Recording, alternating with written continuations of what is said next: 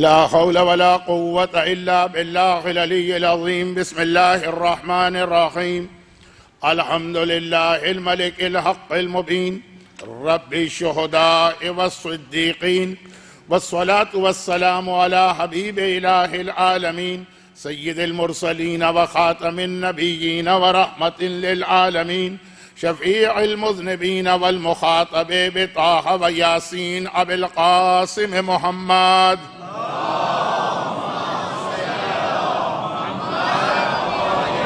وآله الطيبين الطاهرين المعصومين المظلومين المنتجبين الميامين الذين أذهب الله عنهم الرجس وطهرهم تطهيرا.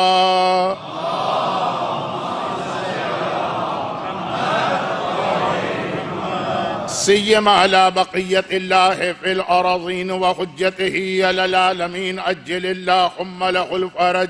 أما بعد فقد قال الله عز وجل في كتابه المبين وفرقانه المتين وقرآنه المجيد: بسم الله الرحمن الرحيم ولن تجد لسنة الله تبديلا. وقال: وسنستدرجهم من حيث لا يعلمون.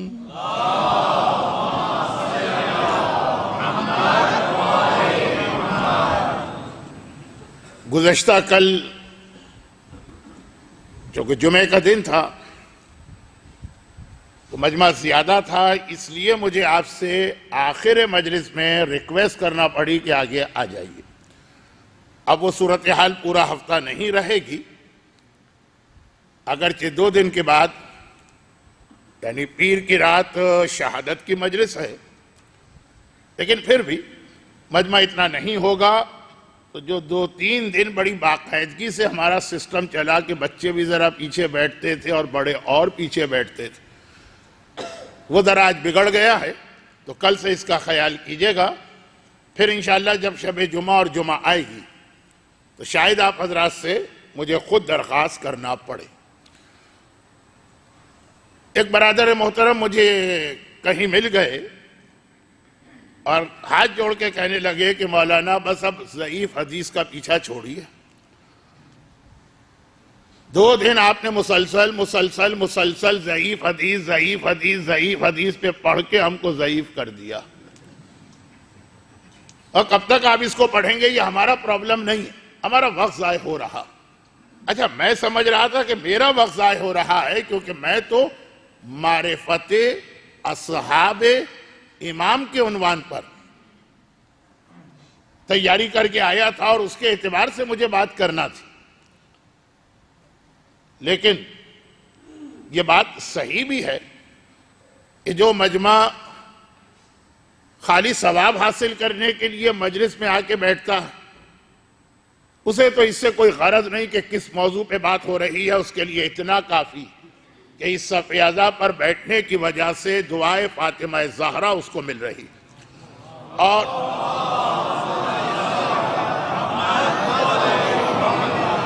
اور جو لوگ یہ چاہتے ہیں کہ اس کے ساتھ کچھ دین کی باتیں بھی حاصل کریں، تو ان کو پہلے سے معلوم ہے کہ جو پڑھنے والا آ رہا ہر ایک کے بارے میں تعارف ہوتا ہے کہ اس کے یہاں جانا ہے، اس کے یہاں دیر سے جانے ہے، اس کے آخر میں جانا ہے، اس کے یہاں بالکل نہیں جانا. تو جو آ رہے ہیں ان کا یہ مسئلہ ہے نہیں کہ ضعیف حدیث میں کیا ہے اور صحیح حدیث میں کیا ہے. ان کا مسئلہ صرف یہ ہے کہ ہمارے علماء مجتہدین اور مراجع اگر کسی چیز کی تائید کرتے ہیں تو سینکڑوں واٹس اپ آتے رہیں، ہزاروں میسیجز فیس بک پہ جاتے رہیں، وہ کوئی توجہ ہی نہیں دیں گے. اور میری مجلس میں سوائے شب جمعہ اور جمعہ کے تقریباً ایسا ہی مجمع آتا ہے. اس لیے اب بہتر محسوس ہوتا ہے کہ اس موضوع سے ہٹ کے ہم اپنے اصل موضوع پر آئیں. لیکن میں پھر یہ گزارش کر دوں ان برادر محترم سے، بلکہ انہوں نے کہا تھا 4 دن سے آپ ہمارا وقت ضائع کر رہے ہیں. اس پر تو میری ان سے بحث بھی ہوئی. میں نے کہا میں نے تو ابھی 4تھی مجلس پڑھی بھی نہیں ہے، کل 3ری مجلس تھی. کہا کہ نہیں، آپ کی مجلس کے اسٹائل سے لگا کہ آج اگلے دن بھی آپ یہی پڑھنے والے ہیں، اس لیے ہم نے ایڈوانس میں ہی یہ بات کہہ دی. جیسے وہ ایک صاحب نے کہا نا جب جھگڑا ہو رہا تھا ان کا دوسرے سے کہ خاموش ہو جاؤ ورنہ مکہ مار کے تمہارے 34 دانت توڑ دوں گا. تو اس نے کہا دانت تو ہوتے ہی 32. برابر کھڑے آدمی نے کہا دانت تو 32 ہوتے ہیں. تو مکہ مارنے والے نے کہا مجھے پتا تھا کہ تم بھی بولو گے، تو 2 دانت تمہارے بھی میں نے ایڈوانس میں ہی شامل کر دیے. تو 4 دن تو ہوئے بھی نہیں تھے مجھے جب یہ بات ہو رہی تھی کل رات کو یا آج صبح. لیکن بظاہر تینوں مجالس میں یا کم از کم پچھلی 2 مجالس میں خطبے کے بعد بات شروع ہوئی تھی ضعیف حدیث سے. اس کے بعد پھر ضعیف حدیث کا زیادہ تذکرہ نہیں رہا، وہی اہم باتیں بیان ہوتی رہیں جو معرفت اصحاب امام کے حوالے سے مجھے بیان کرنا تھی، وہ دوسرے انداز سے آتی، لیکن باتیں وہی تھی. تو اب یہ تو خالی میں نے خود اپنے آپ کو بدنام کیا لفظ ضعیف حدیث استعمال کر کے خطبے کے شروع میں. تو اب بات ہٹے گی وہاں سے، صرف وہ جملہ مکمل کر لوں جس کی وجہ سے بات پھیلتے پورے 2 دن تک پہنچ گئی، اور وہ یہ کہ بڑے بڑے مراجی اور مجتہدین ضعیف حدیث کو ضعیف کہنے کے باوجود نہ صرف یہ کہ اس پہ عمل کرنے کے قائل ہیں بلکہ عمل بھی کرتے ہیں. اب ایک بہت بڑا نام شیخ محمد حسین صاحب جواہر الکلام کا، آج بھی نجف میں مولا کے روضے میں ان کی قبر. لیکن خود آپ بتائیے کہ اتنا سا نام سن کر کہ شیخ محمد حسین کی قبر ہے، کون مومن اس قبر کی زیارت کو جائے گا؟ اس نام کے ایک تو سینکڑوں عالم گزرے، اور پھر یہ ہے کہ پتہ ہی نہیں کہ کس کا تذکرہ ہو رہا. شیخ مرتضی انصاری جیسا جلیل القدر مرجع کہ جس کے بتائے ہوئے اجتہاد کے اصولوں پر آج پوری دنیا اجتہاد قائم، 200 سال سے جتنے فتوے دیے جا رہے ہیں اصول قائم کیے ہیں شیخ مرتضی انصاری نے. میں نے تو کل ایک ہی مثال دی کہ 2 عادل گواہ ہر چیز میں ہونا چاہیے، یہ مسئلہ کم ہو کے ختم ہو گیا.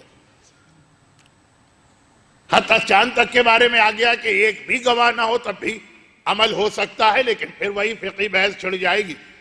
کوئی اور صاحب آج کہیں مل جائیں گے، وہ ہاتھ کے ساتھ پیر بھی جوڑ کے کہیں گے کہ مولانا اس مسئلے کو بس اب ختم کیجئے. تو میں بات کو بڑھا نہیں رہا ہوں. تو شیخ مرتضی انصاری کا حجیت قطع اور حجیت ظن کا جو نظریہ، صاحبان علم کے لیے جملہ میں نے کہا، یہ سب کے لیے ہے بھی نہیں، سمجھا بھی نہیں رہا. آج کے پورے اجتہاد کی بنیاد اس پر. ان سے جسٹ بیفور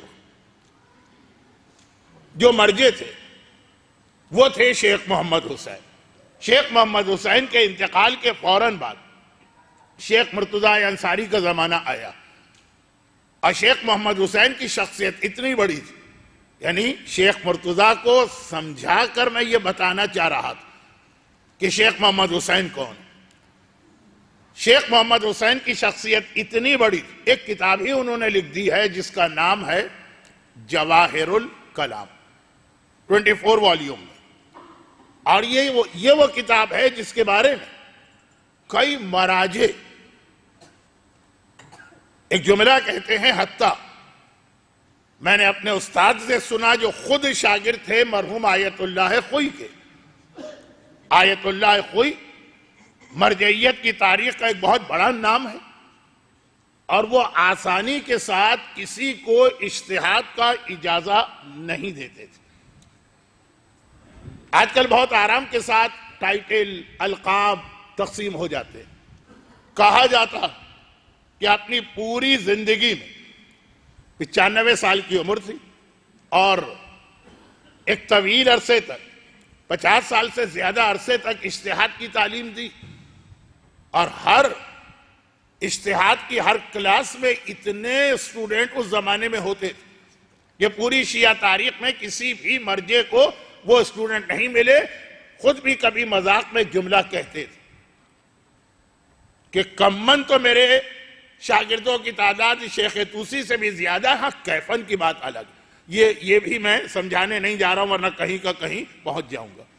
لیکن کہا جاتا کہ 50 سال تک اتنے شاگردوں کو اجتہاد کی تعلیم دینے کے باوجود صرف 3 یا 4 علماء کو انہوں نے اجتہاد کی اجازت دی کہ میرے نزدیک یہ مجتہد.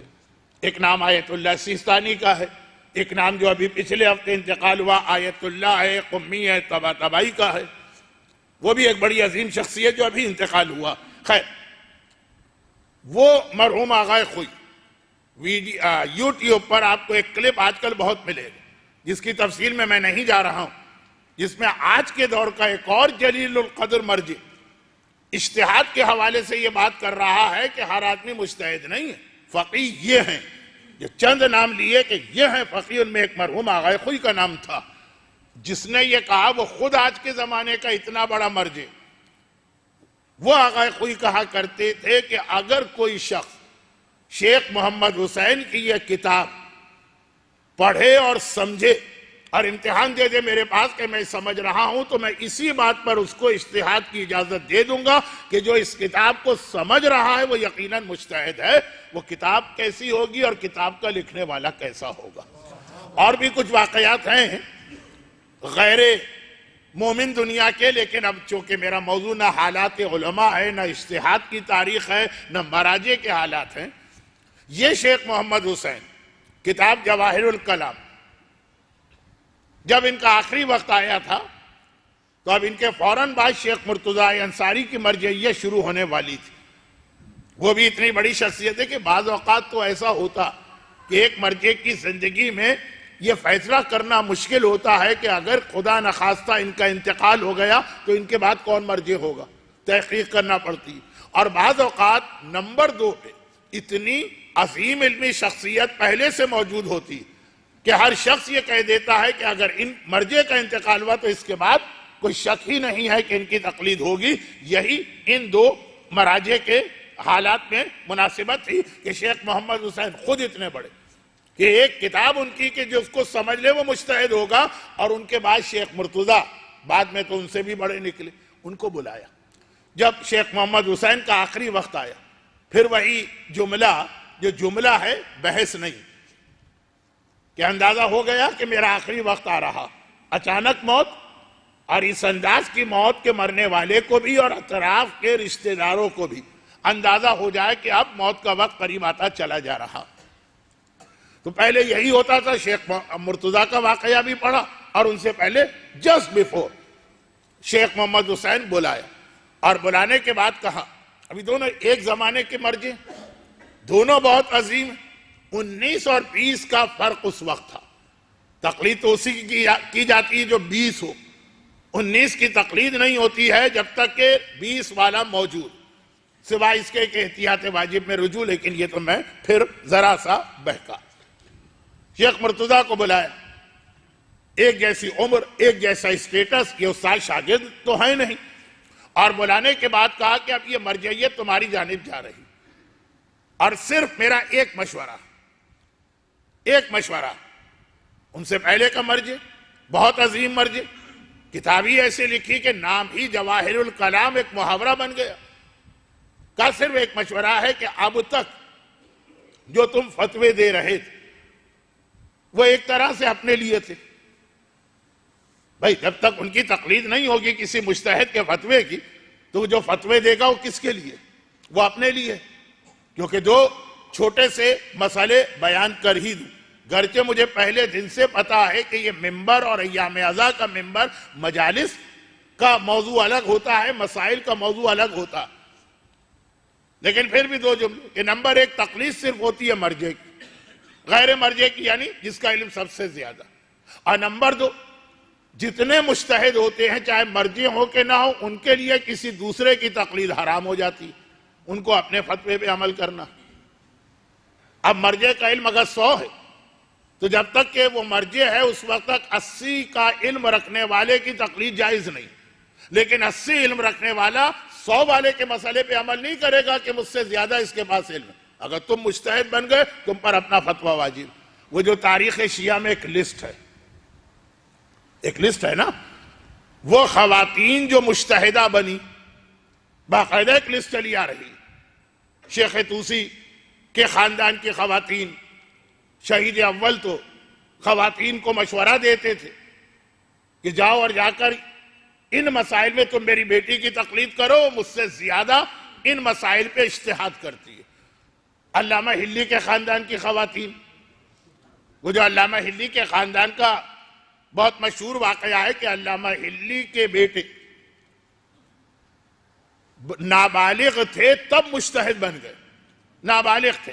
اب میں یہ سمجھانے کی کوشش بھی نہیں کر رہا ہوں کہ اجتہاد کی کم سے کم تعلیم 25 سے 30 سال کی ہوتی ہے، اور 9 سال میں، بلکہ نابالغ کا لفظ بھی صحیح نہیں، نابالغ کا مطلب تو ہے کہ شاید 14 سال نہیں، 9 سال میں مجتہد بن گئے تھے۔ اجتہاد کا درس بھی دیتے تھے بڑے بڑے مجتہدین کو، اور ساتھ میں چڑیوں کے ساتھ کھیلتے بھی رہتے تھے، کہ بچپنا بھی فطرت ہے، علم کا اظہار وہ بھی اپنی جگہ۔ بلکہ یہی بچہ تو تھا نا جو بعد میں 9 سال میں مجتہد بنا، فخر المحققین ان کا لقب۔ یہی تو تھے نا کہ جب یہ 4 سال 4 مہینے اور 4 دن کے ہوئے، آپ کو یاد آ گیا ہوگا کہ اس سے مراد کیا؟ مستحبات میں سے ہے کہ جب بچہ 4 سال 4 مہینے اور 4 دن کا ہو تو اس کی بسم اللہ کرو، یعنی باقاعدہ طریقے سے اسے قرآن کے ذریعے سے تعلیم شروع کرواؤ۔ 4 سال 4 مہینے اور 4 دن اسلامی حساب سے۔ لڑکی بالغ ہے 9 سال میں، اسلامی 9 سال، لڑکا بالغ ہے 15 سال میں، اسلامی، تو 4 سال 4 مہینے 4 دن۔ گھر کی خواتین نے، ماں نے تیار کر کے ان کے بڑے بھائی کے ساتھ ان کو مسجد بھجوایا، فخر المحققین کو۔ بہت مشہور واقعہ، چونکہ یہ معرفت اصحاب میں آتا، اس اعتبار سے ہی عرض کر رہا ہوں۔ معرفت اصحاب میں ایک جملہ ہے کہ ایک جگہ مولا نے کہا یہ تیرا قصور نہیں ہے، یہ تیری ماں کا قصور ہے۔ یہ جملہ 2 جگہ آیا، ایک جگہ مذمت میں آیا ہے، ایک جگہ تعریف میں آیا۔ ایک جگہ مولا نے یہ جملہ ارشاد فرمایا، ایک مرتبہ چھٹے امام نے، کس سے؟ اپنے صحابی سے۔ تو یہ صحابی کی معرفت ہم کر رہے ہیں نا، امام کے صحابی، تو یہ جملہ آگے چل کر زیادہ وضاحت کے ساتھ آئے گا۔ یہ ان لوگوں کے لیے جو حیران ہو کر مجھے دیکھ رہے تھے کہ آج مولانا نے کہا تھا کہ ہم موضوع پہ بات شروع کریں گے، آج تو عام دنوں سے بھی زیادہ بہک رہے ہیں۔ نہیں، یہ جملہ یاد رکھیے گا، تیرا قصور نہیں ہے، یہ تیری ماں کا قصور ہے، یہ جملہ۔ اور اس کا اس سے ربط، 4 سال 4 مہینے 4 دن کا بچہ ہوا، اب اس کے بعد اس کو بھیجو بسم اللہ کے لیے۔ تو جو قریب محلے کی مسجد تھی، ہلا، بہت اہم شہر، آج بھی صاحبان ایمان کی مشہور ترین بستیوں میں سے ایک، وہاں کی مسجد میں بھیجا گیا۔ جب وہ وہاں گئے، بچہ گیا تو بسم اللہ کیا ہوتی ہے آپ کو یاد آ رہا ہوگا اپنے بچپنے کی بسم اللہ، یہ بچوں کو نہیں پتا ہوگا، یہ بابا بلیک شیپ اور ٹوینکل ٹوینکل لٹل اسٹار کے سے بسم اللہ شروع کرنے والے، لیکن آپ کو جو میری ایج کے ہیں، مجھ سے تھوڑا چھوٹے ہیں، یاد آ رہا ہوگا کہ تیار کر کے بھیجا جاتا ہے یا کبھی عالم کو گھر میں بلایا جاتا ہے، بسم اللہ پڑھائی جاتی ہے۔ تو استاد نے جیسا طریقہ ہے بٹھا کے کہا بسم اللہ پڑھو بیٹا بسم اللہ۔ کیا مولانا حضرت عباس کو اسی طرح سے تعلیم نہیں تھی کہ کہو بیٹا ایک احد؟ تو واقعات تو بہت مشہور ہیں۔ تو استاد نے کہا پڑھو بیٹا بسم اللہ، اب بیٹے نے بسم اللہ پڑھی، فخر المحققین، اور ایسی بسم اللہ پڑھی کہ اب جو بسم اللہ پڑھی تو پڑھتے ہی چلے گئے۔ بسم اللہ، اس کے بعد الحمد، اس کے بعد سورہ بقرہ، اس کے بعد سورہ آل عمران، اس کے بعد سورہ نساء، اس کے بعد سورہ مائدہ، پڑھتے ہی چلے جا رہے ہو۔ اب استاد حیران و پریشان بیٹھا، تھوڑی سانس میں سانس ہے کہ رکو بیٹا رکو، ورنہ نہیں کہتا تو یہ قل اعوذ برب الناس ملک الناس الہ الناس تک بات جا کے ٹلتی۔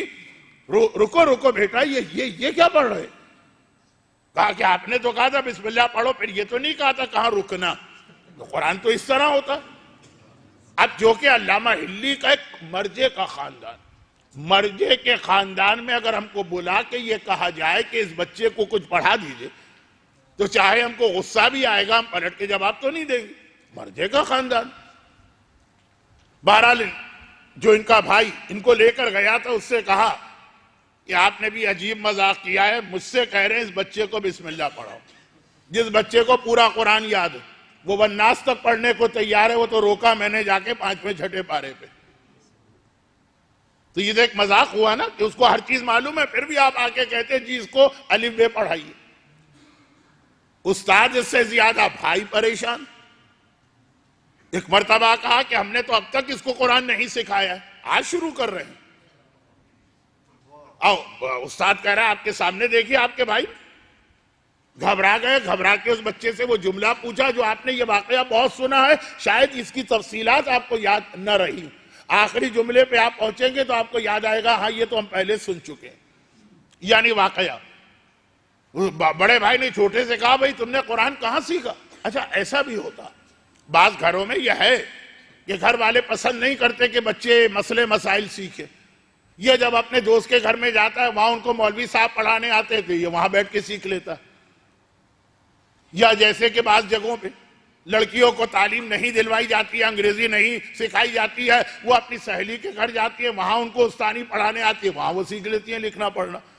تو بھئی ہم نے تو تم کو نہیں پڑھایا کبھی، نہ کہیں بھیجا، یہ قرآن کہاں سے یاد ہو گیا؟ کہا کہ کسی نے یاد نہیں کرایا، میں نے تو جب اس سے جہاں تک مجھے ذہن کام کر رہا، الفاظ میرے ہیں بچے کے نہیں ہیں، وقت نہیں. میں نے تو جب سے ہوش سنبھالا، جب کبھی بھی میری ماں، میری بہن، میری خالہ، میری پھوپھی مجھے اپنی گود میں لیتی ہیں، ہر ایک کی زبان پہ قرآن ہی ہوتا. لوری میں بھی قرآن ہے، وقت گزارنے کے لیے بھی قرآن ہے، کچن میں کام کر رہے ہیں تب بھی قرآن ہے. جو بھی جیسے آج کل ہماری ساری بچیاں گانے اور ہیڈ فون اور وہ سب کچھ چل رہا ہے سلسلہ کا، ہر جگہ قرآن ہے. میں نے تو خالی ان سے سنا، جو ان سے سنا وہ میں نے دہرا دیا. کیونکہ علامہ ہلی کے خاندان میں ایک وقت میں 17 17 ایسی عورتیں تھیں جو اجتہاد کی منزل پر تھی، اور جو اجتہاد سے کم کا رتبہ تھا وہ تو پتہ نہیں کتنی ساری ہوں گی ایک وقت، ایک خاندان. آج ہمارا ایک بڑا پرابلم یہ، آج ہمارا ایک بڑا مسئلہ یہ کہ ہم نے اپنی اولاد کو بڑی احتیاط کے ساتھ حلال و حرام کا خیال کرتے ہوئے، شریعت کے اور دین کے قواعد کا لحاظ رکھتے ہوئے تربیت دی، پالا اور پال رہے ہیں.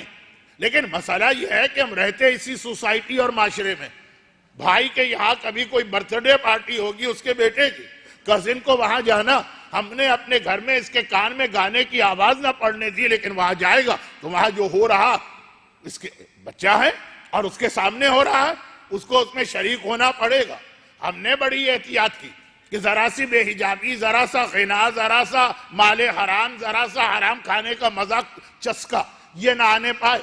لیکن خاندان کے کسی بہت ہی قریبی فرد کے ہاں شادی، اب شادی میں جانا ہے، اتنا قریبی رشتہ دار، تو ہم خود تو وہاں جا کے احتیاط کر لیں گے، بچہ تو پھر بچہ.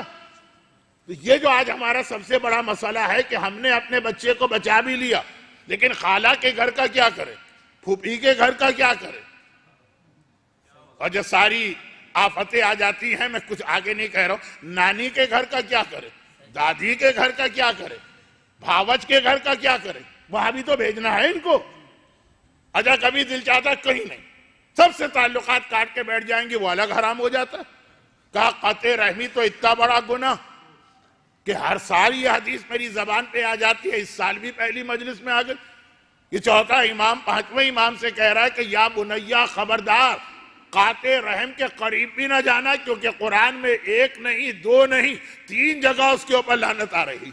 وہ جو مولا کی حدیث آپ رمضان میں سنتے ہیں اور بہت سنتے ہیں، وہ والی حدیث میں یہ بھی آتا، بہت مشہور حدیث ہے، کیونکہ رمضان کا مہینہ خالی روزے کا نہیں، رمضان کا مہینہ قرآن کا بھی. قرآن کی بہار کہا جاتا ہے رمضان کو، جیسے موسم بہار ہوتا ہے، ربیع القرآن، بہار ہے یہ رمضان کا مہینہ، ہر جگہ قرآن پڑھا جاتا. جہاں پورے سال بھی قرآن نہیں ہے، وہاں جو نہیں پڑھ سکتے، آج کل کی جو ٹیکنالوجی، سی ڈی چل رہی ہے اور انٹرنیٹ پہ آ رہا ہے، یوٹیوب پہ آ رہا ہے، اور براہ راست قرأت سن رہے ہیں اہم جگہوں کی، ہر جگہ یہ رواج ہوتا. اگرچہ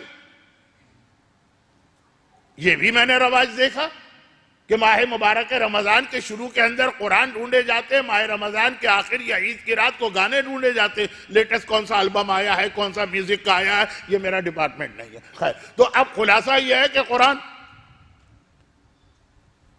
ماہ مبارک رمضان تو مولا کی حدیث رب تال القرآن والقرآن یلعنہ، تال معنی تلاوت، رب تال القرآن، کتنی تلاوت کرنے والے ہیں کہ وہ قرآن کی تلاوت کر رہے، سامنے قرآن رکھ کے قرآن ان پہ لعنت بھیج رہا، اس میں یہ قاطع رحم بھی ہے، یہ پڑھ رہا کہ اللہ کی لعنت ہے رشتہ دار کا حق کاٹنے والے پہ، یہ خود جو یہ آیت پڑھ رہا یہ خود رشتہ دار کے تعلقات کاٹ کے بیٹھا۔ تو قرآن جو کہہ رہا ہے نا کہ لعنت ہو اس کے اوپر جو قاطع رحم ہے، تو یہی تو ہے وہ قاطع رحم۔ تو مولا کی حدیث رب تال القرآن والقرآن یلعنہ، قرآن ان پہ لعنت کر رہا ہے۔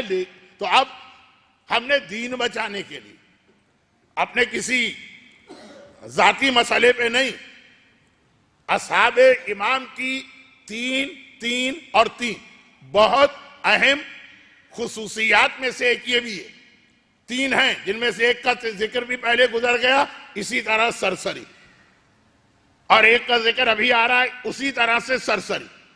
لیکن پھر اپنا جملہ دوہرا دوں کہ اصحاب امام کی پتہ نہیں کتنی خصوصیات ہوں گی، 100، 150، 50، 75، 15، تین سب سے اہم۔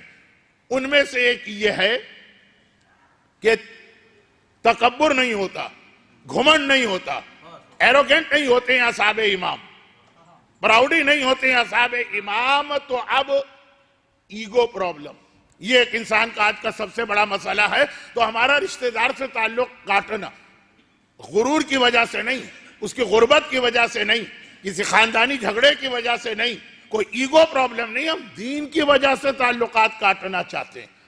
ہم نہیں چاہتے کہ ہمارے بچے جنہیں ہم نے اتنا سنبھال کے پالا، نہ حرام کھانے دیا، نہ حرام سننے دیا، نہ حرام کے ماحول، اور وہ جا کے وہاں بگڑ جائیں۔ ایک لقمہ حرام کا پورے تقوی کا خاتمہ کر سکتا، اب ضروری نہیں ہے کہ کر دے، لیکن کر سکتا۔ جیسے اب یہ سارے میرے ٹاپک تو ہیں نہیں، لیکن بہرحال اسی دنیا کی مثالیں ہیں۔ بلکہ یوٹیوب پہ جائیے، نیشنل جیوگرافک کے چینل پہ سنیکس، سانپوں کے بارے میں کہ کہا جاتا ہے دنیا میں جتنے سانپ ہیں 90% میں زہر نہیں ہوتا، وہ جب کاٹتے ہیں تو آدمی مر جاتا ہے، ڈر کی وجہ سے، زہر کی وجہ سے نہیں۔ ٹھیک ہے 10% میں زہر ہوتا، مگر ہر ایک کا زہر ایسا نہیں ہے کہ ادھر اس نے کاٹا اور ادھر آپ مر گئے۔ باقاعدہ آپ کو وہ یوٹیوب کے اندر کلپس ملیں گے کہ یہ سب سے ڈیڈلی ہیں، ادھر کاٹا ادھر مر گئے، اور وہ فلاں سانپ ہے کہ وہ کاٹے گا تو 2 گھنٹے کے بعد موت ہوگی اگر علاج نہ ہوا، اور فلاں کاٹے گا تو فلاں سانپ تو وہ 8 گھنٹے کے بعد۔ آپ سانپوں کے بارے میں تو سننے نہیں آئے ہیں نا، لیکن یہی سانپ قبر و قیامت میں کاٹیں گے ہمیں، ہم سننے آئے ہوں کہ سننے نہ آئے۔ اور شاید شب جمعہ میں اس مرتبہ پھر تھوڑا سا تڑکا، یہ کھانے پہ تڑکا لگایا جاتا ہے نا، اس مجلس میں بھی اس کا لگاؤں تو یہ ہے، یہ حقیقت دنیا اور آخرت دونوں کی ہے۔ تو کچھ سانپ اتنے زہریلے ہیں کہ خالی ان کے منہ سے تھوک اڑتا ہے اس سے آدمی مر سکتا ہے، اور کاٹے تو یقیناً فوری موت۔ تو اب یہ ایک لقمہ حرام، تو بعض حرام ایسے ہیں کہ ایک لقمہ انسان کے بدن میں گیا سارا تقوی ختم ہو گیا۔ نہیں، اس سے بھی خطرناک، چلیں تقوی ختم ہو گیا، ایمان تو باقی ہے نا، پھر تقوی آ جائے گا۔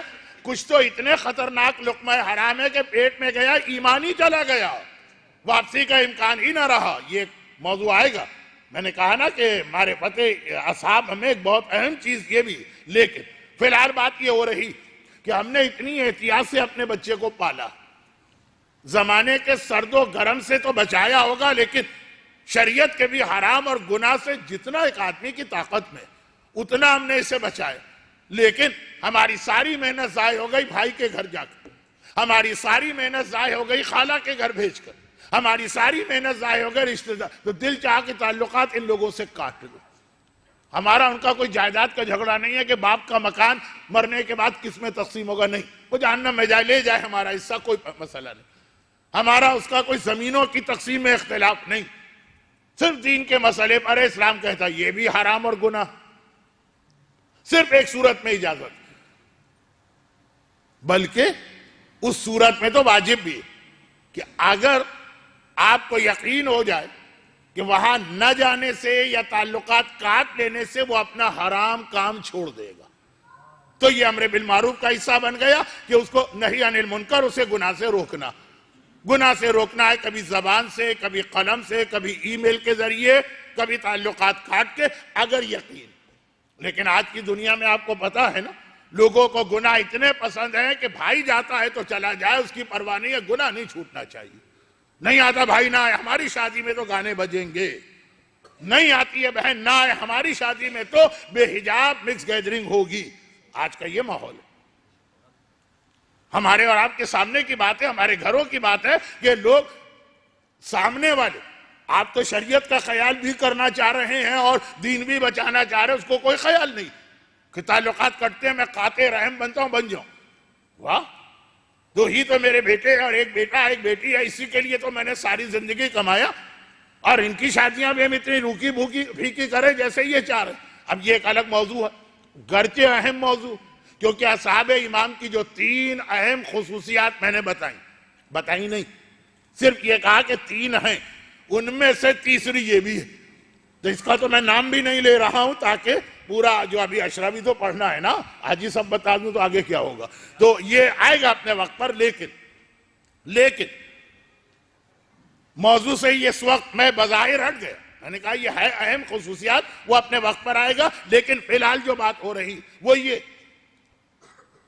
کہ اتنی ہماری احتیاط اپنی اولاد کے بارے میں تباہ ہو جاتی ہے. اب یہ تو پھر بات کا مسئلہ ہے کہ اس کا حل کیا ہے، کیا کرے، وہ بہت ابھی انشاءاللہ خدا نے زندگی دی تو آدھا عشرہ تو ابھی باقی ہے. لیکن بات یہ ہو رہی تھی کہ جس گھر میں یہ بچہ خالہ کی گود میں جائے، کہ پھوپھی کے پاس جائے، کہ بہن کے پاس جائے، کہ اپنے چچی کے پاس جائے، کہ اپنی ممانی کے پاس جائے، ہر طرف اسے قرآن ہی سننے کو مل رہا.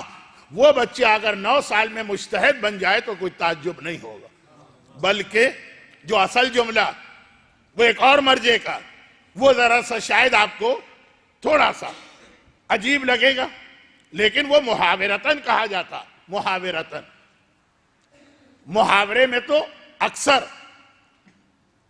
عقیدے اور اصول دین بھی استعمال ہو جاتے ہیں. محاورے میں بہت تیز بارش کراچی میں ہوئی، سرخی لگ جائے گی اخبار کی، کراچی میں قیامت آ گئی. قیامت ہمارے اصول دین میں بہت اہم اصل، توحید کے بعد اہم ترین اصول دین قیامت ہے. بہت اہم یہ عقیدہ ہے قیامت کا. وہ کراچی کی بارش، ہم نے کہا کراچی میں قیامت آ گئی. تو محاورہ، حقیقت نہیں. اگر حقیقت میں کوئی اسے قیامت سمجھ بیٹھے تو شاید خارج از دین بھی ہو، لیکن میں ذرا سا پھسلا. وہ کراچی کی بارش ہے نا، اس نے مجھے بھی پھسلا دیا. میں واپس آتا ہوں. شیخ مرتضیٰ انصاری جن کا کل تذکرہ ہو گیا، چلے انہی کا جملہ بتا دوں تاکہ پھر کسی مرجع کا تعارف نہ کرانا پڑے. واقعہ چھوٹا سا ہوتا ہے، تعارف میں آدھا گھنٹہ نکل جاتا ہے. 2 دن بہت تعارف ہو گیا تو آسانی کے ساتھ کہ ان کی ماں کو جب پتا چلا میرا بیٹا اتنا بڑا مرجع بن گیا، بیٹھی رہی ایسے، کوئی اثر ہی نہیں. ہو ماں اور بیٹے کا رشتہ واحد رشتہ ہے جس میں حسد نہیں ہوتا. بیٹا جتنا ترقی کرے گا ماں کو کبھی حسد نہیں ہوگا، خوشی ہوگی. یہ واحد رشتہ ہے. ورنہ ہر رشتے میں، بھائی بھائی کے رشتے میں بھی، میں نے باپ اور بیٹے کے رشتے میں بھی بہت زیادہ ایکسیپشنل مثال تو ہر جگہ آ جائے گی، نہیں زیادہ، وہاں بھی حسد دیکھا. ماں اور بیٹے کا نہیں. ماں تو ہمیشہ یہی چاہے گی کہ بیٹا اور ترقی کرے، اور یہ ایسی بیٹھی. تو عورتوں نے کہا کہ بھائی مبارک ہو، اتنا بڑا مرجع آپ کا بیٹا بن گیا. جو 2 دن آپ لوگوں نے بھی حالات سنے، تو جو حقیقی ماں ہے جب وہ سنے گی تو اس کا تو خون کتنا بڑھنا چاہیے خوشی کے مارے سے. ایسی بیٹھی. بھائی کیا ہوا آپ کو؟ ایسا لگ رہا ہے کہ صادق حسن کے مجلس میں بیٹھے ہوئے ہیں، کہ بیٹھے ہوئے ہیں مجسمے کی طرح سے، کوئی اثر ہی نہیں ہوا ماں کے اوپر. ماں نے کہا تمہیں کیا پتا، جس طرح میں نے اپنے بیٹے کو پالا، اگر تم آ کے مجھ سے یہ کہتی کہ میرا بیٹا نبی بن گیا ہے تب بھی شاید مجھے حیرت نہ ہوتی. اب یہ نبی بن گیا کا مطلب یہ نہیں ہے کہ نبوت، لیکن وہ احتیاط جو آدمی کو معصوم بنا سکتی ہے اتنی احتیاط کی ہے، تب جا کے وہاں پہ پہنچا وہ اصحاب امام کی مائیں. یہ بھی ایک ذرا سا آگے چل کے اشارہ ہوگا، لیکن ابھی بات یہ نہیں. بات یہ ہو رہی کہ فخر المحققین جیسا بیٹا اسی وقت سامنے آتا. اور اس میں دو تین بہت اہم باتیں آ گئیں کہ ایک لقمہ حرام، ایک صدائے حرام، آواز جو حرام ہوتی. پھر میں ایک جملہ دوہرا دوں، حرام کیا؟ شراب مثلا حرام، خنزیر کا گوشت حرام، غیر مسلم کا ذبیحہ حرام، خمس نہ نکالا ہوا کھانا حرام، اور پھر اتنی لمبی لسٹ. لیکن ان میں سے ہر حرام کا نقصان برابر نہیں ہوتا. میں نے سانپ کی مثال جو دی اس کو مکمل کر کے واپس آتا ہوں. کوئی ایسا حرام ہوتا ہے جو ایک لقمہ ختم کر دیتا ہے. اب وہ کون سے حرام؟ میرے تو ہر پیراگراف کے بعد ایک سوال میرے پاس آ جاتا ہے، مولانا اس کی لسٹ بھی بتا دی. پہلی مجلس میں عرض کیا تھا کہ معصومین کے کچھ معجزات خالدہ. ایک برادر محترم نے بڑے احترام کے ساتھ کہا کہ مولانا کل کی مجلس میں خالی اسی موضوع پہ پڑھیے کہ 100 میں سے 90% خالدہ نہیں ہے، تو جو 10% خالدہ ہے وہ کیا ہے، لسٹ دے دیجیے. ہر تقریر کے حصے میں یہ سوال آتا ہے کہ آپ کہہ سکتے ہیں کہ مولانا پھر وہ ذرا آپ بتا دیجیے کہ حرام جو اتنے سارے، اس کے اندر وہ کون سے ہیں کہ جس کا ایک لقمہ ہی خاتمہ کر دیتا. لیکن وہ ابھی رہن دیجئے، میرا اپنا موضوع کا خاتمہ نہ ہونے پائے. آج کو بات کو آگے بڑھانا تھا. شیخ محمد حسین صاحب جواہر الکلام اپنے بات کے مرجع شیخ مرتضیٰ انصاری کو بلا رہے ہیں اور کہہ رہے ہیں، بھول گئے نا کہ آپ کی یہ دو کا نام آیا تھا. پھر میں کہاں چلا گیا؟ پھر میں چلا گیا اس مسئلے کی تفصیل کہ جب تک کہ شیخ مرتضیٰ مرجع نہیں بنے، یعنی ان سے پہلے کا مرجع زندہ ہے جو علم میں ان سے زیادہ، تو اس وقت تک ان کی تقلید نہیں ہو سکتی ہے. لیکن وہ خود اپنے فتووں پہ عمل کریں گے. ان کے لیے اپنے سے زیادہ علم والے کا فتویٰ حرام ہو جائے. بھائی مجھ سے زیادہ ان کا علم ہے تبھی تو ان کی تقلید ہے. مانتے بھی ہیں کہ مجھ سے زیادہ علم ہے، پھر بھی فتویٰ آپ پر آپ کا چلے گا کیونکہ آپ مجتہد ہیں. تو جو خواتین کی ایک لسٹ ہمارے پاس ہے کہ شیعہ تاریخ، جب عورت کی تقلید ہی نہیں ہو سکتی ہے تو فائدہ کیا اس کے مجتہد بننے کا؟ پہلا فائدہ یہ ہے کہ اس کے لیے باقی سب کی تقلید حرام ہو جاتی ہے. وہ آغا سیستانی کی تقلید نہیں کر سکتی، وہ آغا خوئی کی تقلید نہیں کر سکتی، وہ اپنے فتوے پہ چلے. یعنی دین کے ہر مسئلے میں وہ وہی کرے گی جو ہمارے یہاں کی عورتیں کراچی کی اور پاکستان کی اور انڈیا کی کرتی. وہ کیا کرتی؟ شادی بیاہ میں کہتی ہیں کہ مرجع کی کتاب کو بند کر کے رکھ دو کونے میں، اس میں تو ہماری بتائی ہوئی شریعت چلے گی، اس میں ہمارے اصول آئیں گے. شریعت کچھ بھی کہتی رہی کہ یہ حرام ہے، کہیں گے نہیں ہمارے خاندان کی تو ہر شادی میں یہ ہوا ہے تو یہ ہو کے رہے گا. خواتین کی شریعت شادی میں بہت کھل کے سامنے آتی ہے. پہلے تو عارفی مصحف بھی ہوتا تھا، چلیں اب تو عارفی مصحف کیا، شوہر بیوی پہلی بار ایک دوسرے کو دیکھے. پوری دنیا دونوں کو کتنی بار دیکھ چکی ہے، ان کے لیے بھی کیا مسئلہ بن گیا. لیکن جتنی بھی اوٹ پٹانگ اور حرام رسمیں وہ ساری کی ساری خواتین کے زور دینے سے زیادہ ہوتی ہے نا، وہ ان کی شریعت ہے. لیکن جو مجتہدہ عورت واقعاً اس کے لیے وضو اور غسل اور نماز اور روزے میں، تو یہ بات آ گئی کہ شیخ محمد حسین نے نصیحت کی اپنے بات کے مرجع میں کہ اب تک جو آپ کا اجتہاد تھا تو آپ کے اپنے لیے تھا، تو جیسا بھی آپ کر رہے تھے ٹھیک تھا.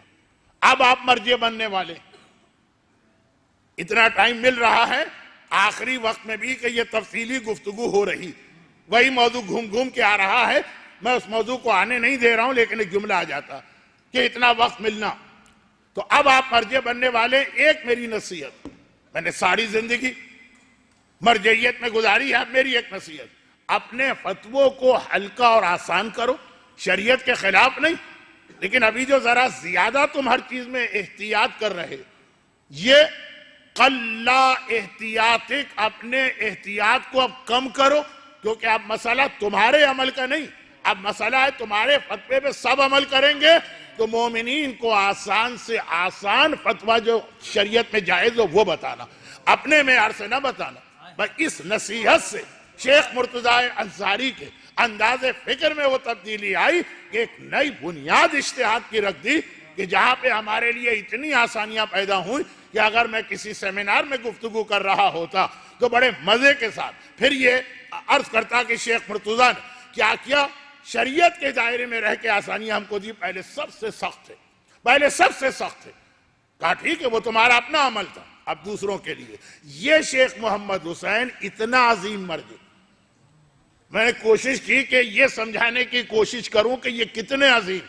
شیخ مرتضیٰ کی عظمت کو تو سب مانتے ہیں، جیسے علامہ ہلی، علامہ مجلسی سب مانتے ہیں، تو ان سے بھی بڑا جو ہو، یہ میں نے کوشش کی، پتہ نہیں کامیاب رہا کہ ناکام، لیکن اس حوالے سے کئی چھوٹی چھوٹی باتیں اجتہاد کے بارے میں بھی آ گئیں، کچھ ہماری تاریخ بھی آ گئی، کچھ نصیحت کے واقعات بھی آ گئے۔ وقت آپ کا ضائع نہیں ہوا۔ وہ برادر محترم نے پہلے ہی پیشین گوئی کی تھی کہ 4 دن سے آپ ہمارا وقت ضائع کر رہے ہیں، تو آج چوتھا دن ہے، جو ہے تو ہے۔ اب آ جائیے اس پر کہ شیخ محمد حسین جیسا اتنا بڑا مرجع، جس کی کتاب، جس کی نصیحت، وہ اتنا بڑا مرجع کہتا ہے ایک دن، یہ وہ لکھتے ہیں اپنی کتاب میں، ایک دن بس یہاں پہ یہ ضعیف حدیث کا فی الحال موضوع مکمل، اور اب تک جو باتیں اس ضعیف حدیث کی وجہ سے معرفت اصحاب امام کی باتیں آ گئی، اب ان کو جوڑنے کا سلسلہ شروع ہو رہا ہے۔ لیکن یہ جملہ کہا ایک دن میرا دل چاہا کہ میں 2 رکعت نماز ایسی پڑھوں جس میں شروع سے آخر تک ہر چیز صرف بہت ہی معتبر حدیث والی پڑھوں، بہت طاقتور، یعنی جس کو ہم لوگ کہیں گے صحیح حدیث۔ اب صحیح حدیث کی بھی قسمیں ہوتی ہیں، حدیث صحیح ہے، حسن ہے، موثق ہے، ثقہ ہے، قوی ہے، وہ چھوڑ دیجئے ساری بات۔ کہا 2 رکعت نماز صرف وہی جو ذرا سی بھی ضعیف حدیث ہے وہ والی چیز میں نماز میں نہیں لاؤں۔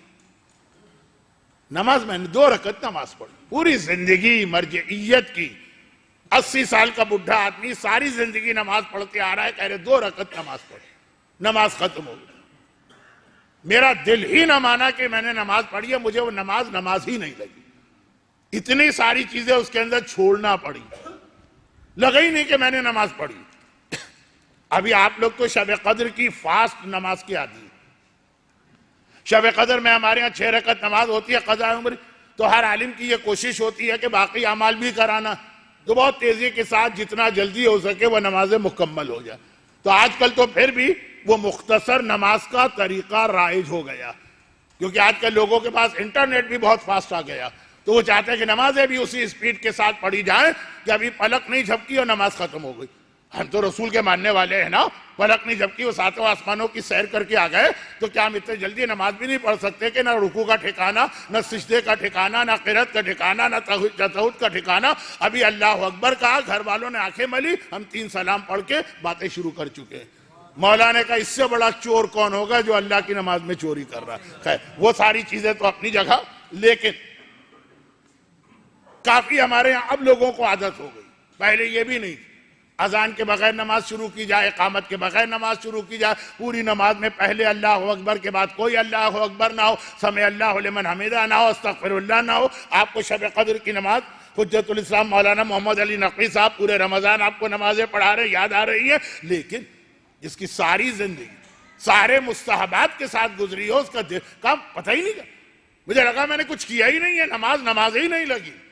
جو ضعیف حدیثوں والی دعائیں اور اعمال میں نے چھوڑ دیے، تو کیا مطلب کہ ضعیف حدیثوں والی چیز ساری زندگی مراجع اس طرح عمل کرتے ہیں، خود عمل کرتے ہیں کہ اس کے بغیر ان کو لگتا ہے کہ نماز نہیں ہوئی، اور ہمیں یہ پٹی پڑھائی جاتی ہے کہ جی وہ فلاں مرجع کی کتاب میں لکھا ہے کہ یہ چیز ضعیف ہے، ضعیف لکھا ہے، غلط نہیں لکھا۔ آج ہماری قوم کے اتنے سارے مسئلے ایک حوالہ دے دیتے کہ جی فلاں مرجع نے بھی اس کو ضعیف کہا، ضعیف کہا ہے تو ساری زندگی خود کیوں اس کے اوپر عمل کرتے رہیں، اور کیوں یہ کہا کہ اس کے بغیر مجھے لگتا ہے میں نے نماز ہی نہیں پڑھی۔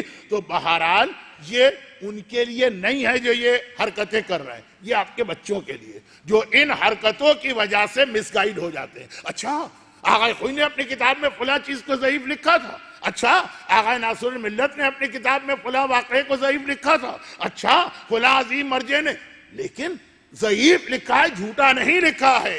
بھئی یہ فرق ذہن میں رکھیے، تو ہر سال ایام اعضاء میں جو نئے شوشے کھڑے ہو جاتے ہیں کہ یہ غلط وہ غلط، دلیل کیا ہے؟ فلاں مرجع نے اس کو ضعیف کہا، وہ مسئلہ ختم ہوگا۔ لیکن اب آ جائیے اصل مسئلے پر، وہ یہ کہ شیطان،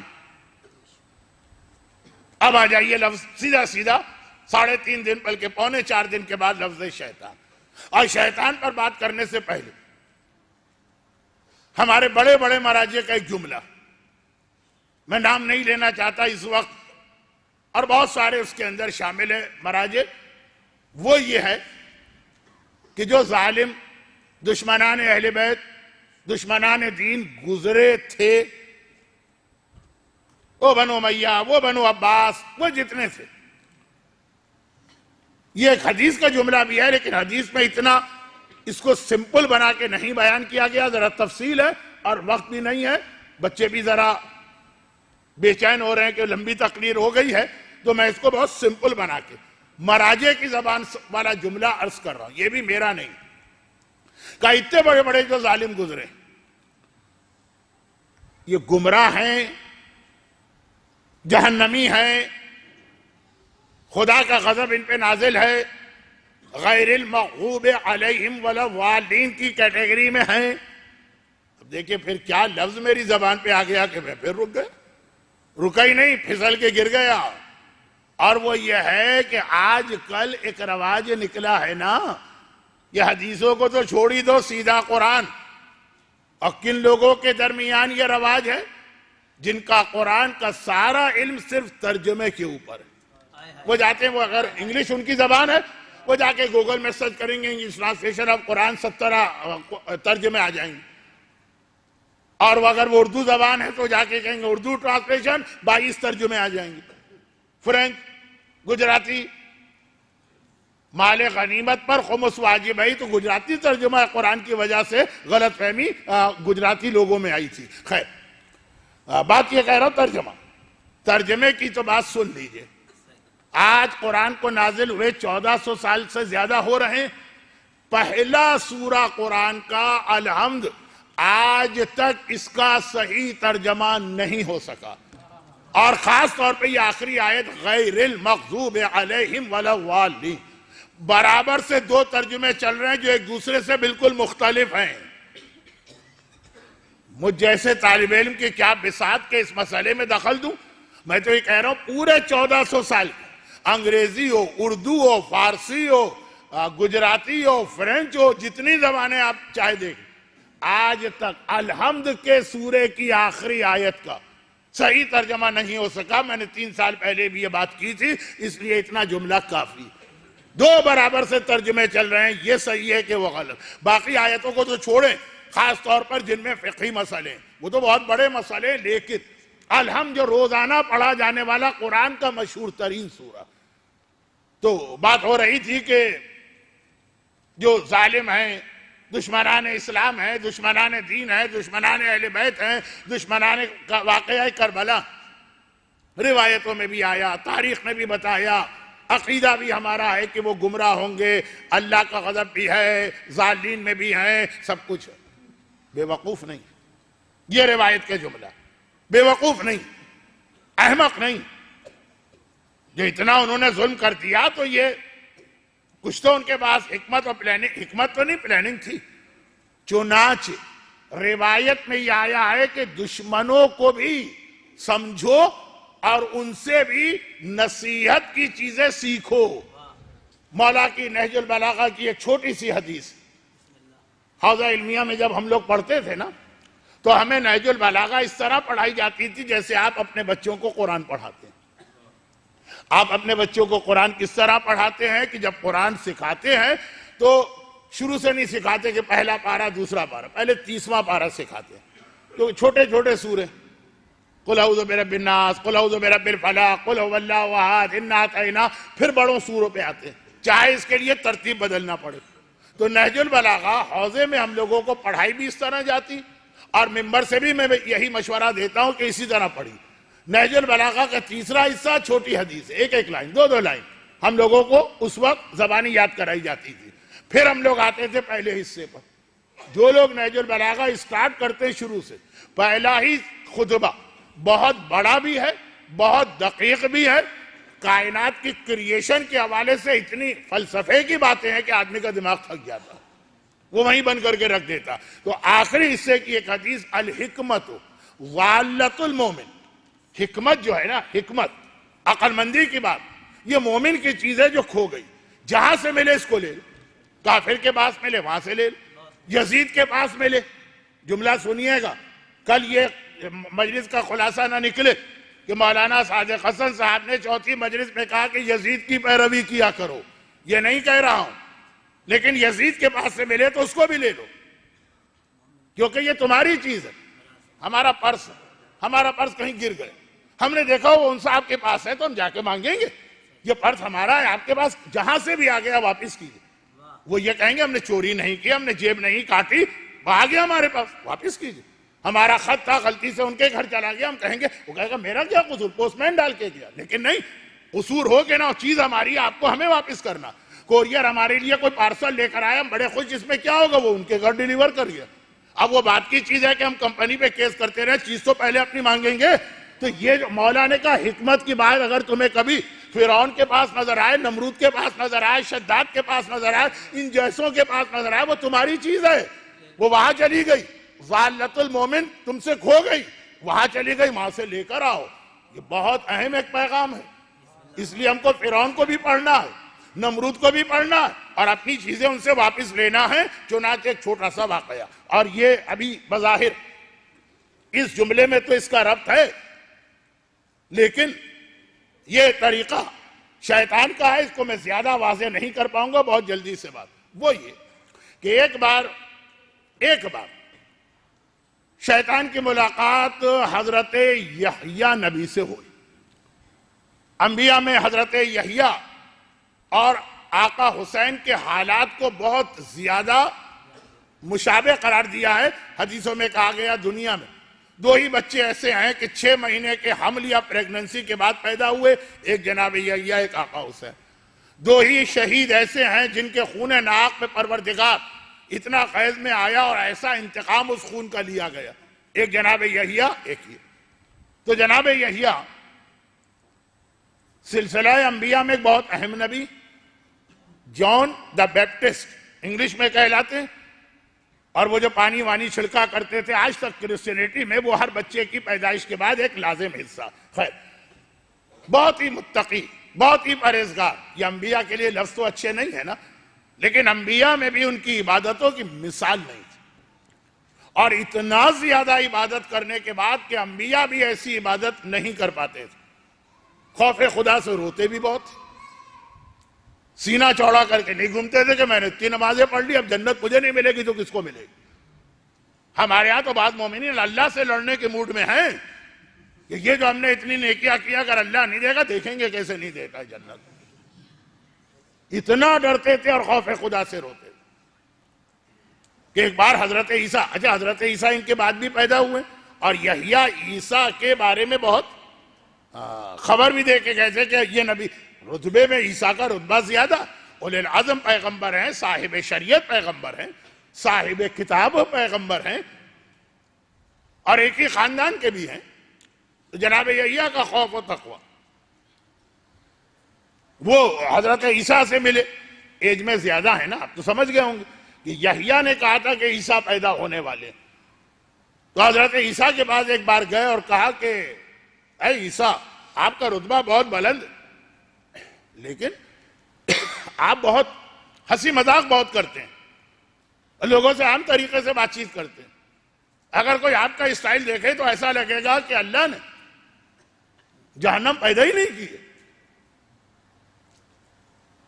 اب یہ بعض چیزیں ان میں سے ایسی ہیں کہ ہماری خطابت کے ہمارے ممبر کی خطابت کے 2 حصے بن جاتے ہیں.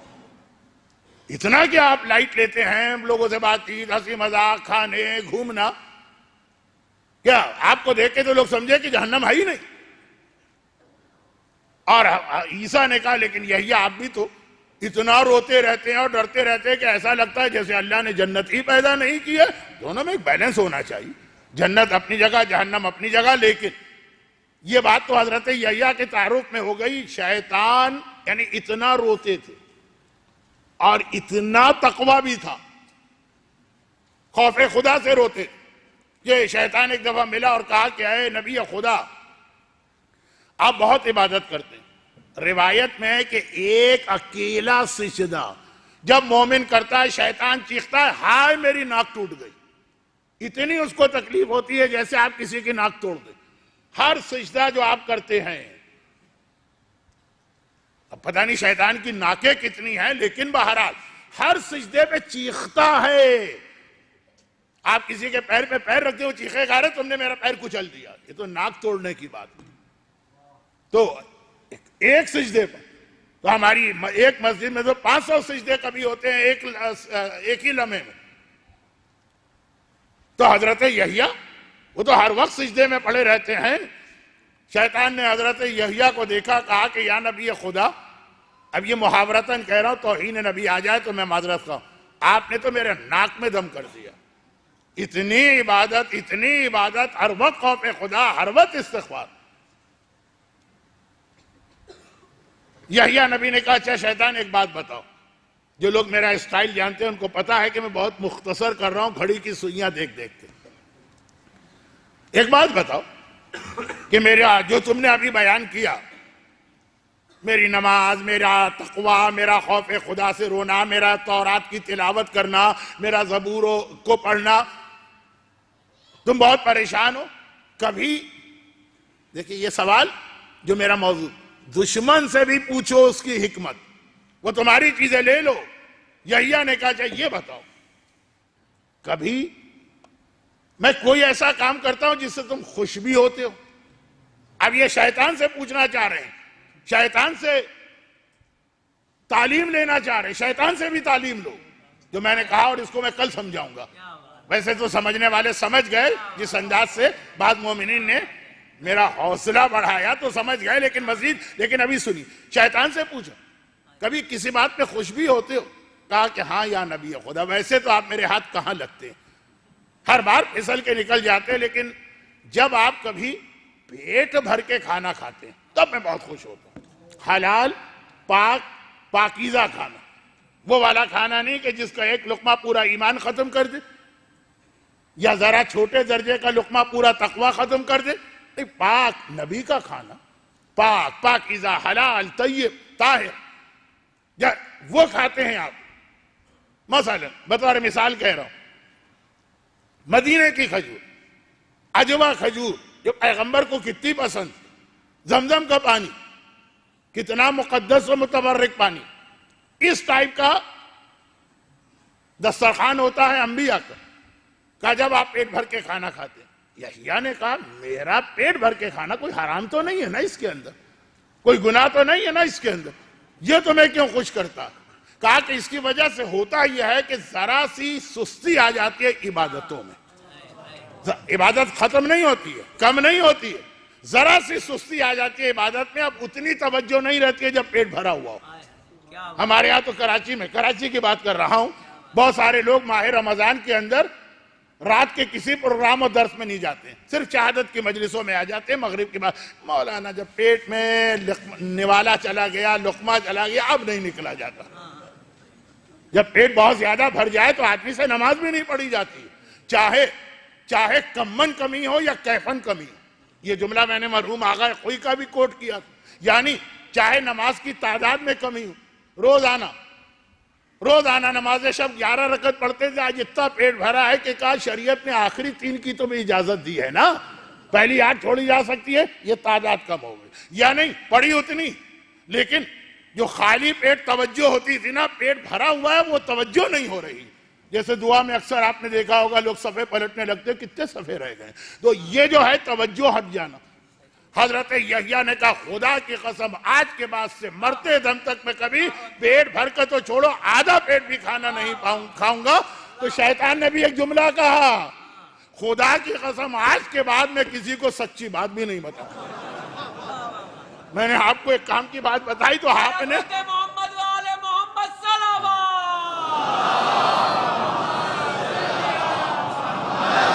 اب جو شیطان نے کہا اس کو جوڑے۔ یحییٰ نبی نے تعلیم، نبی ہیں، یہ لفظ بھی ان کی توہین بن سکتے ہیں، لیکن وقت اتنا کم ہے کہ میں ان سے معذرت کے ساتھ شیطان کے جملے سے ایک نتیجہ نکالا اور ایک نصیحت لی ہے۔ یہ مومن کی بہت اہم خاصیت ہے کہ بڑے سے بڑا ظالم، بڑے سے بڑا دشمن اہل بیت، بڑے سے بڑا دشمن دین، اس کی بات بھی سنو اور اس سے نتیجہ ایک نکالو۔ وہ تمہارے کام آ سکتا ہے کیونکہ وہ گمراہ ہیں، ضالین ہیں، عذاب خدا کے حقدار ہیں، بے وقوف نہیں ہیں۔ اور اس کے اوپر اس کے اوپر اس وقت جو سب سے بہترین مثال آ سکتی وہ کربلا کا واقعہ. کیا مطلب؟ کربلا کے واقعے میں کچھ پیغام ہم کو یزید سے بھی لینا. آقا حسین نے جو پیغام دیے وہ تو سو دیے، اس کے بارے میں تو کچھ کہنا بھی ان کی شان میں گستاخی. یزید یقیناً احمق تھا، نادان تھا، ناسمجھ تھا، ایک جذباتی نوجوان تھا، بہت ساری چیزیں نہیں سمجھ پا رہا تھا. مگر اس کی جو دو بلنڈر مسٹیک ہیں، میں ذرا اس وقت تھوڑا پھسل کے انگریزی پہ چلا گیا، مسٹیک نہیں بلنڈر مسٹیک، بہت بڑی بڑی تباہ کن غلطیاں. ایک کا اشارہ کل پرسوں ہوا تھا، ایک کا اشارہ آج ہو رہا. مصائب میں بھی ایک بات کا خیال رکھیے گا کہ میں ٹکڑے ٹکڑوں میں بات بیان کرتا ہوں، آدھے مصائب ایک دن تو اس کا دوسرا حصہ اگلی کسی مجلس میں. بلنڈر مسٹیک نمبر 1 جو اشارہ گزر گیا، عورتوں کو قیدی بنا لینا. اگر وہی کربلا سے وہ ان ساری خواتین کو قید کر کے صحیح مدینے ان کے گھروں میں بھجوا دیتا، اور چاہے محلہ بنی ہاشم کو ہاؤس اریسٹ چاروں طرف پہرا لگا دیتا، کوئی باہر نہ نکلے، یہی کر دیتا، نام یزید داخل دشنام شاید اتنے جلدی نہ ہوتا. اور دوسری چیز، چھوٹے چھوٹے بچوں کو قیدی بنا کے لے جانا. یہ بچوں کا کربلا میں سے اتنا رول نہیں ہے کہ مائیں جا رہی ہیں تو ان کے ساتھ بچے بھی جائیں گے. ہر بچہ اپنی جگہ کربلا کے جہاد کا ایک منفرد سپاہی بننے جا رہا ہے اور ایک منفرد جہاد کرنے جا رہا ہے. ہو سکتا ہے کوئی کہہ دے کہ بھئی اب وہ عورتوں کو لے جانا ضروری تھا تو بچے تو اس لیے آ گئے کہ بغیر ماں کے بچے کیسے رہیں گے. سارے بچے تو علی اصغر کی عمر کے نہیں تھے، بغیر ماں کے رہنے والے بھی تھے. فاطمہ زہرا کیسے رہیں بغیر ماں کے؟ لیکن یہ بچوں کا بھی اپنی جگہ ایک بہت بڑا جہاد، اور خاص طور پر اس میں ان 2 بچوں کا جہاد سب سے بڑا. سارے بچوں میں ہر بچے نے ایک جہاد کیا ہے، سب سے بڑا جہاد ان 2 بچوں کا جن کے بارے میں سب سے زیادہ مایوسی تھی کہ یہ تو جہاد کر ہی نہیں سکتے. 2 بچے کربلا میں ایسے تھے جن کے بارے میں یہ مایوسی تھی کہ یہ بچے تو جہاد کے لیے تو نعوذ باللہ قابل نہیں. انہوں نے ہی کربلا کا سب سے بڑا جہاد کر کے دکھایا. اچھا، یہ مایوسی کس کو تھی؟ ماں کو تھی، جو ماں ہمیشہ اولاد کے بارے میں دوسروں کے مقابلے میں زیادہ بلند خیالات رکھتی. ہر ماں کی یہ خاصیت. آپ کہتے ہیں دیکھیے آپ کا بیٹا جو ہے نا ڈاکٹر بن نہیں سکے گا، اتنی محنت کرانا بیکار ہے. واہ، کیوں نہیں بن سکے گا؟ ماں ہمیشہ اپنی اولاد کو اس کی صلاحیت سے زیادہ سمجھتی ہے. ماں مایوس ہے. شب عاشور آقا حسین نے ایک امتحان مردوں کا لیا چراغ گل کر کے، اور ایک امتحان کربلا کی خواتین کا لیا. جب آدھی رات کے بعد آقا حسین اپنے مصلی عبادت سے کھڑے ہوئے اور سیدانیوں اور بیویوں کے خیمے کا باہر سے جائزہ لیتے ہوئے چلے. شب عاشور روایت آپ نے سنی. ہر خیمے میں خوشی کی ایک لہر تھی. ہر ماں اپنے بچے کو کل کے جہاد کے لیے تیار کر رہی اور بڑے خوشی کے عالم میں. مایوسی یا رونا اگر تھا تو فقط رباب کے خیمے میں تھا. آقا نے دیکھا کہ اصغر کے گہوارے پہ سر رکھے ہوئے رباب رو رہی ہے. مولا نے پوچھا رباب کیا بات، خیریت تو ہے؟ کہا کہ آقا میں اس وقت اپنی بدقسمتی پہ رو رہی ہوں، اپنی محرومی پہ رو رہی ہوں. جس خیمے پہ نگاہ ڈالتی ہوں وہ ہر بیوی کل کے جہاد کے لیے آپ تیاری کر رہی ہے. لیلا نے اکبر کو سجایا ہے، فروا نے قاسم کو سجایا ہے، زینب نے اون محمد کو بٹھایا ہے. یہ سب جب شہزادی فاطمہ کے سامنے جائیں گی تو کتنی سرخرو جائیں گی. ہائے رباب، جب اس خاندان میں میری شادی ہوئی تو میں نے اپنے آپ کو دنیا کی سب سے خوش قسمت عورت سمجھا. پھر اللہ نے مجھے اولاد دی، اور اولاد بھی ایسی کہ آج بھی کہا جاتا ہے کہ مکمل ہو گیا گھرانہ اگر ایک بیٹا اور ایک بیٹی ہو جائے. میں اپنے سے زیادہ کسی کو خوش قسمت سمجھتی نہیں تھی، اور آج میں اپنی بدقسمتی دیکھ رہی ہوں۔ اللہ نے اولاد تو دی، لیکن اس میں بیٹا جو مقتل میں جاتے ہیں بیٹے، وہ اتنا چھوٹا ہے، اتنا کم سن ہے کہ گھٹنوں کے بل چلا کے بھی اصغر کو میدان میں نہیں لے جا سکتا، اور جو میدان میں جانے کے قابل ہے وہ لڑکی ہے، اور لڑکیاں جہاد کرتی نہیں۔ آقا کل جب ساری بیویاں فاطمہ کی بارگاہ میں سرخ رو ہوں گی، رباب خالی ہاتھ اپنی شہزادی کی بارگاہ میں جائے گی۔ مجھے نہیں معلوم آقا نے کیا جواب دیا۔ میں ہوتا تو کہتا رباب آپ اپنے آپ کو محروم سمجھ رہی؟ ارے آپ کے سپاہی تو کربلا میں ایسا جہاد کریں گے کہ اصغر کا جہاد دیکھ کر دنیا عباس کے جہاد کو بھول جائیں گے، اور آپ کی سکینہ تو زندان شام میں جا کر ایسا جہاد کرے گی کہ زینب کے خطبات کے برابر پہنچ جائے گی۔ اصغر کا کربلا کا جہاد یزیدی روئے، عمر سعد کا لشکر رویا، اور سکینہ کا اتنا جہاد شام کہ سکینہ کے ماتم نے شامیوں کو ہر رات رلایا،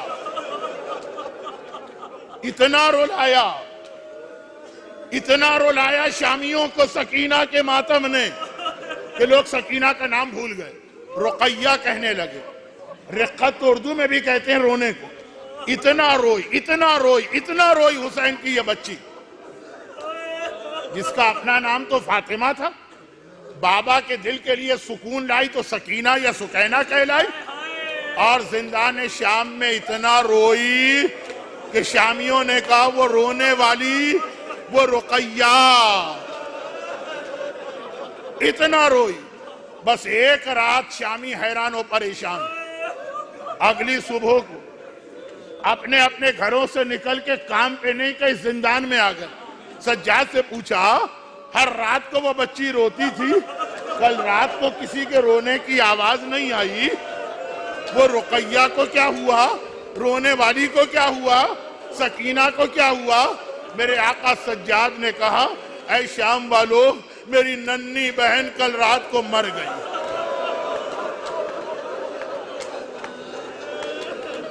بعض روایات کے مطابق آج کی رات شہزادی سکینہ کی شہادت کی رات، میری بہن کل رات کو مر گئی ہے، اور تاریخ میں ایک عجیب فقرہ آ گیا، جو آدھا فقرہ بچہ جانتا، باقی آدھا فقرہ سمجھانا پڑتا۔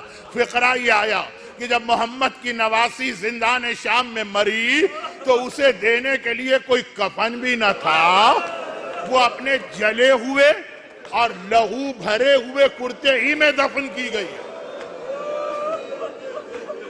سکینہ کا کرتا جلا کب؟ شام غریبہ، جب آخری خیمے سے سب سے آخر میں سکینہ نکلی تھی تو کرتے میں آگ لگ گئی تھی، جس آگ کو حمید ابن مسلم نے بجھایا تھا۔ شام غریبہ جو کرتا جلا تو محمد کی نواسی کو دوسرا کرتا نہ ملا، وہی کرتا پہنے کربلا سے کوفہ اور کوفے سے شام اور زندان شام میں ساری قید گزاری۔ مگر ساتھ میں یہ بھی فقرہ ہے، جلا ہوا کرتا اور لہو بھرا ہوا کرتا، اور کہ یہ لہو اس کرتے میں کہاں سے آیا؟ خون کے چند دھبے نہیں، پورا کرتا لہو بھرا ہوا۔ ریاض القدس کی روایت کے قافلہ چلا، بچے گرتے رہے، ایک منزل پہ سکینہ گر پڑی، بچوں کو تو پھر بھی ماں کی گود میں بٹھایا گیا تھا، سکینہ کو اکیلے اونٹ پر بٹھایا گیا تھا۔ زینب نے کہا تھا کہ اے شبر، یہ بچی کبھی اکیلے محمل میں بھی نہیں بیٹھی ہے، آج بغیر محمل کی سواری، میری گود میں نہیں بٹھاتا، کسی اور بی بی کی گود میں بٹھاتا۔ شمر نے کہا نہیں کچھ نہیں ہوتا، اب بچی گر پڑی۔ زینب جنگل سے بچی کو ڈھونڈ کے لائیں، ڈھونڈ کے کیا لائیں؟ اپنی ماں فاطمہ زہرا کی گود سے اٹھا کے لائیں، اور کہا کہ اے شمر تو نے دیکھا نا بچی گر گئی، میں نے پہلے ہی کہا تھا اب تو کسی اور بی بی کی گود میں بٹھا دے۔ شمر نے کہا زینب مت گھبراؤ، ہم نے انتظام کر لیا، اب یہ بچی نہیں گرے۔ کیا انتظام کیا؟ کوئی محمل لے آیا؟ کوئی ہماری لے آیا؟ نہیں، رسی کا ایک ٹکڑا لے کے آیا۔ اب سکینہ نہیں گرے گی۔ انتظام کیا کیا ہے؟ محمل نہیں ہے، ہماری نہیں ہے، رسی کا ٹکڑا۔ اور ایک بار زینب کی نگاہوں کے سامنے ننھی سکینہ کو اونٹ پر الٹا لٹایا اور رسی کی مدد سے بچی کا سارا بدن اس اونٹ سے باندھا، اور جب یہ اونٹ دوڑا، بابا کے نرم سینے پہ سونے والی سکینہ آج اونٹ کی سخت پیٹھ پہ اس طرح رسی سے بندھی ہے کہ جب پہلی منزل پہ یہ قافلہ رکا شام کے وقت اور رسی کھولی گئی تو کیا دیکھا؟ اونٹ کی سخت پشت سے رگڑ کھا کر سکینہ کا سارا بدن خونم خون ہے، سارا کرتا لہو میں بھرا ہے، سکینہ کے بدن کا سارا خون اونٹ کی پیٹھ پر نظر آ رہا۔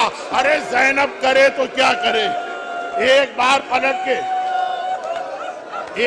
پلٹ کے خولی کے گھوڑے کی گردن میں دیکھا، اس لیے کہ عباس کا کٹا سر تو وہیں بندھا تھا۔ عباس ذرا آ کے دیکھ تیری سکینہ پہ کیا گزری۔